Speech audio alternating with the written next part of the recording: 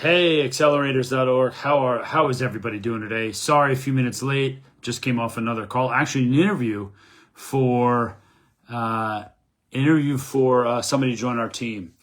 So I just want to start this show by saying this live by telling everybody who has this small business that's under $1 million. Let me tell you something. Things can change on a whim. You can get one large contract for a construction job. You can get a large order for a retail scenario. You can find 2 or 3 employees that are key to your next expansion, and their productivity shoots through the roof, and you really, really take off in what your service or product is. There are so many things that can happen in the small business space because there is plenty of business for all of us out there.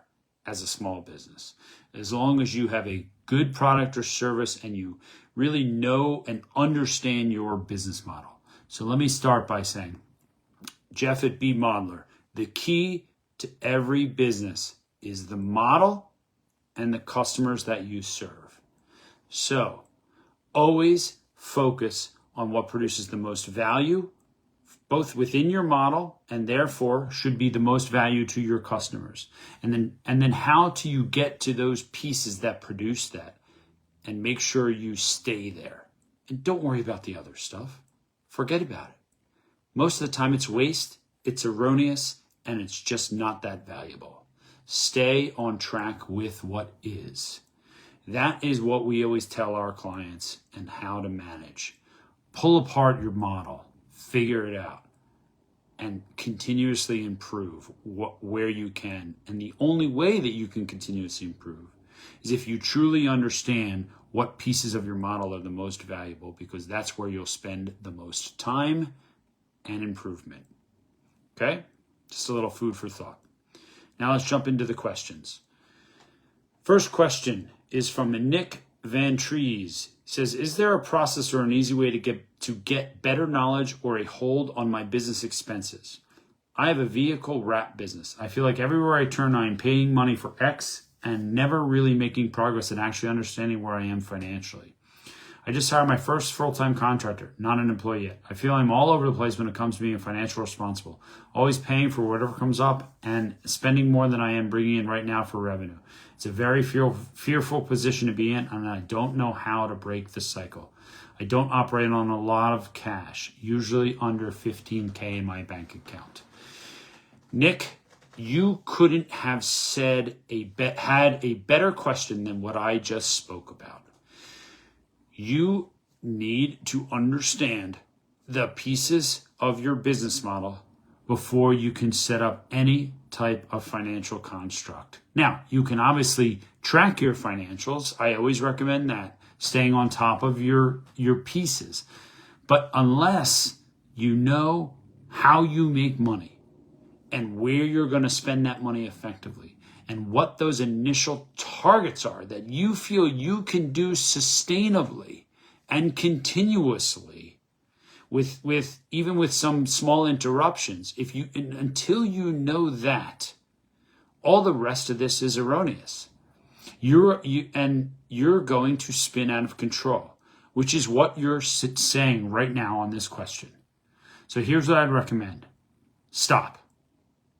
Nick, ready? Stop. Don't do any new innovation or any new attempts to alter the core of your business model at all. Don't do anything. Only focus on the core. Only focus on what you know really well, that you can do really well or sell really well, that you know people will buy and find valuable, and that you know will give you enough of a margin of a return that you can pay your bills for now. Just focus on that. And then start to build in a target structure. Okay, I do this very well. I'm only going to be able to get to this many of this very well. And then I'm going to need more people, like you said, a contractor or others. So how many more pieces of this very well do I need to do if I hire a contractor? How long till people pay me? What's my, what we call in the business, in the financial world, cash conversion cycle? How long is that for me? When you think of cash conversion cycle, there's usually three pieces that factor in. Your AR, or your accounts receivable, your AP, your accounts payable, and your inventory. That's it. Those are the main pieces. How fast can you collect your AR? How fast, how much can you push back on your AP? These are the type of questions that you need to ask. So that's it. I mean, it's really understanding your model and focusing, man. Do not do any non-value things. Keep it in there and stay ahead of it. Stay ahead of the cash. Next question comes from Bhushan Kalvani. I'm creating a software product. Should I wait for the product to complete, or should I first check the interest in the market? The product is basically a web app which brings all your communication in one place. I also have other plans for tracking daily tasks and routine planning. How should I go about it? First, get the people's interest piqued, or create a basic working product, then go to market and invest in marketing. Bhushan, so this is the typical startup's dilemma all the time. So do you create the product first?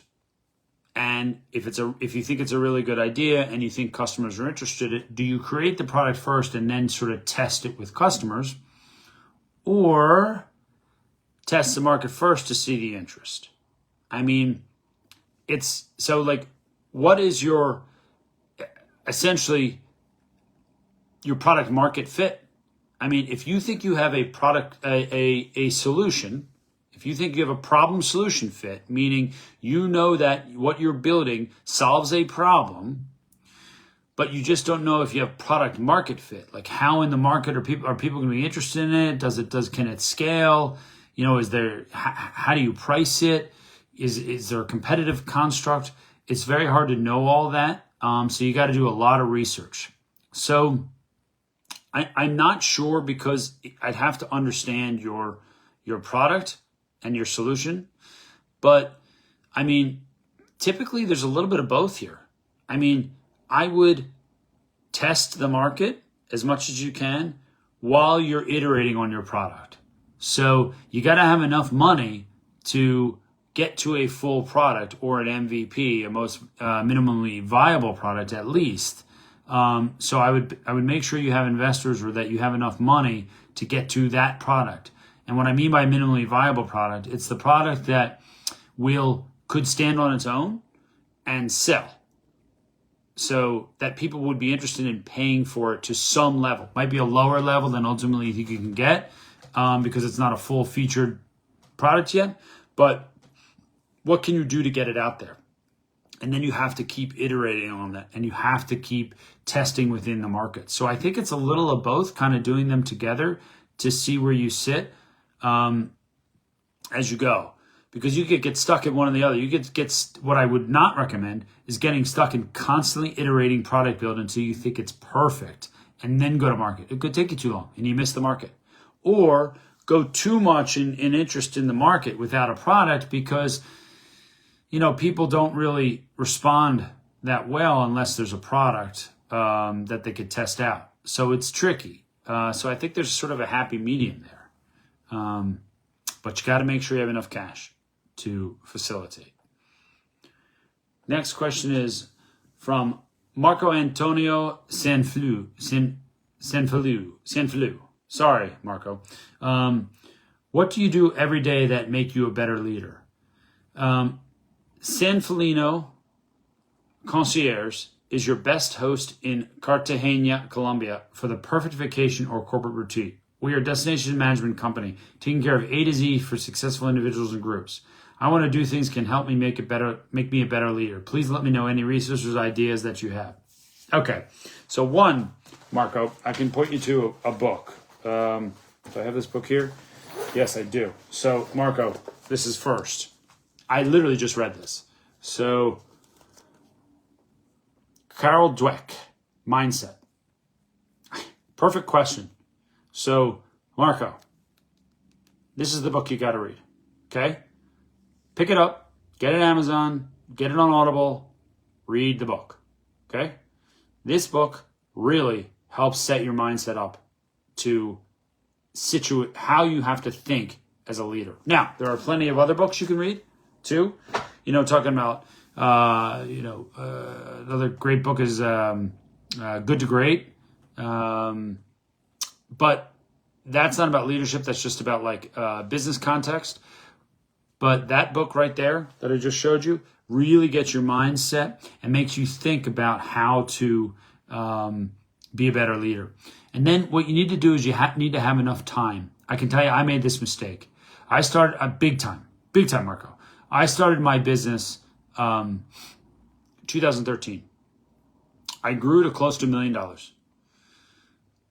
And I was riding high. And what did I do? I was way too busy, Marco. Way too busy. I was doing a lot of the work. I mean, probably 80% of my time, maybe 90%.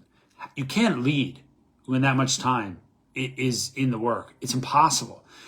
As humans, our mind doesn't allow us to focus on things like that, especially leadership, which, by the way, is not easy. It's one of the hardest things to do in this world, period, is be a leader. You have to have certain traits first. And if you have those traits, you still have to build on them and you have to improve every day. You have to be a learner, Marco. To be a leader is to be a learner. You have to learn every day things to make you improve. I didn't understand that. I said, if I just learn in my task, what I'm good at, then leading will just come to me because I know what I'm good at. So other people should learn from me what I'm good at. Wrong. Okay? That didn't work. And people started leaving me until one day I had a new employee, this awesome guy. Now, what I was very good at doing, Marco, was selling. I could sell vision. And so I'd say, here's what we're doing. It's a great opportunity. You got to come join our team. And I got this guy, a former Accenture guy, brilliant guy, got him down to $100K salary. He really was on the market, 150 to $175K salary. He's like, I love what you're saying, Jeff. I'm coming on board. I'm going to take $100,000 salary and come on board with you because I love what you're going to do. Sold the vision. No problem.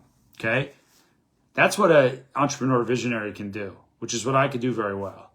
But Marco, he came on board, and after a few months in, he sat with me and he said, listen, Jeff, I'm going to tell you something. You need coaching. You are not being a good leader. This is my employee who said this to me. You're not being a good leader, and this business is not going to succeed. Look at all your look at your retention of your employees. Why do you think these people leave you? It's not because they find better opportunities. It's because you're not leading them the right way. I'll stick around for a while because I like the opportunity. But you got to fix this, man. And that was a huge wake-up call for me. And ever since that point, I focused much more heavy on leadership. I actually got a coach who helped me massively. And now today, I am leading 5 times better. But the only reason I'm doing that, Marco, is because I took the time to think about how to do it. I learned every day. I read books. I listened to people. I absorbed it and I internalized it. I was very introspective. And I said, that's what I need to understand and implement. And I changed, man. I changed.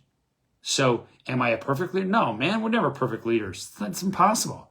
Am I a better leader than I was 5 years ago or even 3 years ago? Oh, yeah. Yeah. And it's a testament to what's happening now with my business. We scaled back down and now we're back on the ascendancy and our team is literally tripling. Our team is tripling in the next couple weeks because not just leadership's a big part of it, but because we're just finding our way and we're all gelling, me and my partner and a couple other people, and now we're just friggin' cranking. So that's a very important thing. So stay focused on that. I love your business premise. And just by your wording, I can tell that you can sell this, but don't forget what I said about having time. And now, Marco, you have another question. He says, how do I know if I should focus on just my business or get involved with new businesses or other projects? Okay, so Marco, that's an easy answer. I don't know why you asked that second question when you just asked me that first one. No way. No way you should not get involved in new business or other projects. Absolutely not. If you want this business to succeed, you have to do it. If you want to lead this business, you have to be 100% into this business. You cannot focus on other things. That's impossible. Now, if you need it for money, okay, but try to limit the exposure to your scenario. And it's secondary focus all the time. So everything in your primary business takes priority. Marco, do not do that. It will be the death of your business. Okay, third question from Marco. Is there anything you've read or listened to lately that you found useful as an entrepreneur and you think I could benefit from? So Marco, I just showed you that in your last question, but I'll show you again just because of this question. Mindset. Read it. Great leadership book. Okay. Next question is from Rohit Gupta.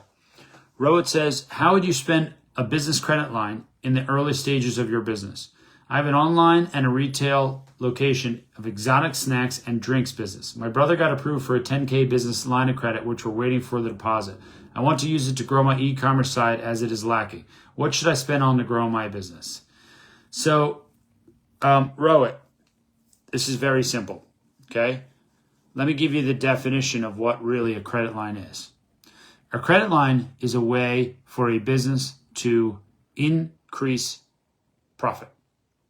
So what do I mean by that? So what a credit line is for you to get in more revenue that ultimately, in some fashion or another, to get in more top line in most cases, that ultimately is more profit than you're currently at. And really, a credit line should not be something that you use up entirely, especially at this early stage. When you get bigger, you can use a line and just keep upping the line as your business gets bigger and bigger and so on, and then terming out some of the old debt. Don't worry about that. That's a bigger business. But what you want to do is you want to use the line to pump up some profits. So like buy some extra inventory temporarily to bring in the revenue. Use the line because you have to buy the product. Then when the profit comes back in, pay the line down to zero again. And then you're using your extra profit. Don't take the profit out for salary for yourself. Don't take the profit out for buying furniture. Don't do that. Save the profit. Build up the profit. Because if you build up the profit, guess what that means? Guess what a bank will do? They'll give you more leverage. So you'll go from 10K to 30K. And then, or 50K. And then you can use another 40,000 in line to buy more product and get more profit and put more money in the bank. That's what a line's for, not to buy furniture or put money in your pocket. Now, if you need some technical things, or maybe you need some software or something to like a critical piece you were missing to sell your product, okay, you can use a part of that line for that to kind of kick that up, especially if it kicks up the speed of your execution, because then that would mean more revenue ultimately. Sure, that's another way to do it, because you'll see that repay in a few months as well. But always keep in mind, it's top line you're trying to generate with that, and ultimately profit. Okay. Last question from Rohit Gupta. How do you get comfortable with confrontation? I am not a confrontational guy, and I give up easily when it comes to confrontation. I will go back and forth with someone, but eventually give in and not say everything I want to say. I avoid confrontation as much as I can, and I don't want to keep repeating that. So, Rohit, I hear you on that. Confrontation is no fun.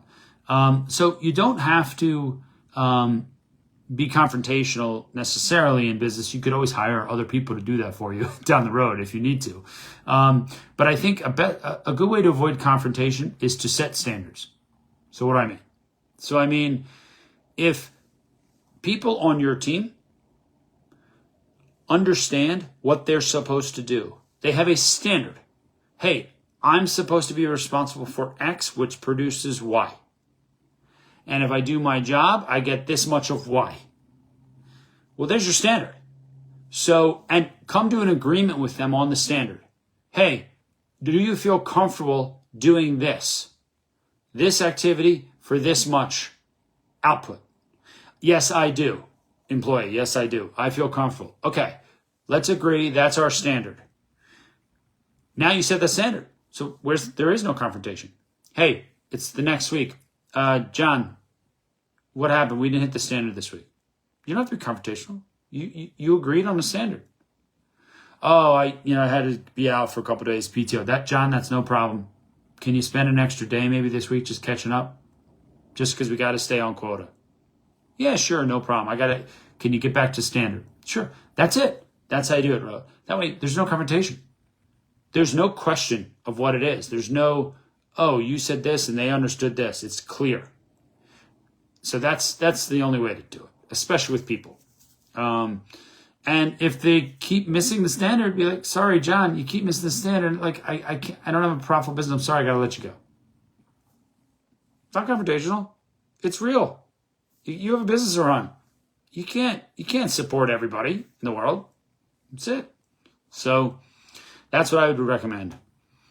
So I hope this was an awesome live for everybody. I think that's the last question. We are. Some good stuff. I really love these questions, guys. Keep these kind of questions coming. These are the ones that I really love diving into. They're perfect financial and strategy and business model and the how-to, the why, all of that. Keep them coming.